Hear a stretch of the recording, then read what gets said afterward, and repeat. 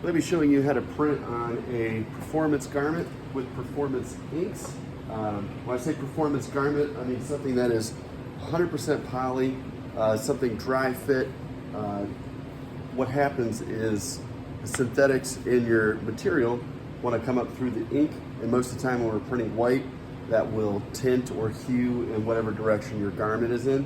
So if you print on something like this with a normal ink with a cure time and temperature that's higher than the dyes that are in the garment, it'll come up through and that'll cause some problems. We'll get some pink and some reds in our inks. So we want to prevent that. And one of the products we use here is Wilflex Performance Ink. And this is a great white for pretty much everything we've tried to print on. And it's a little thicker, so what you want to do is make sure it's warmed up enough if it's colder outside, or really just when you're putting it in your screen. Something I like to do when I get my bead in the back there is I'll take my squeegee and just kind of, work it out a little bit, and then that gives it a little more, makes it more valuable and viscous to go through the screen in your stencil. So really, after using this product, everything pretty much stays the same. You want to print, it's normal. You're going to flash it. Now you want to make sure you're not flashing it too long, because these are, they get really tacky when they're hot, and you want to make sure you control your temperature. That's one of the reasons why we're using this ink. So that is dry to the touch, didn't take very long. I'm going to put a second layer on this just to kind of show you.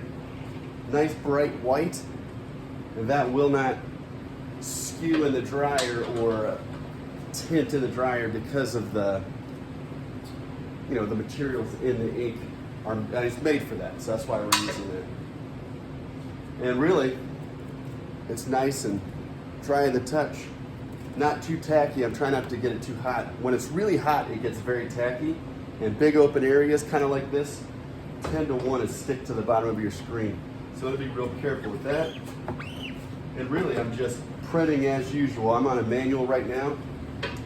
So when I ran this job, I flashed between every color, but not very long at all. Just like a couple seconds, and that'll do it. So you just kind of go as normal. And when you're finished, I've adjusted the dryer.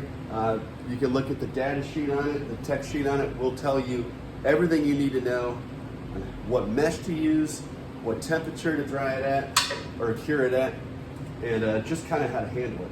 So you want to make sure you're paying attention to that. And just like that, we've printed on a synthetic garment. Very bright colors. We won't have to worry about that skewing or changing color or sublimating in the dryer.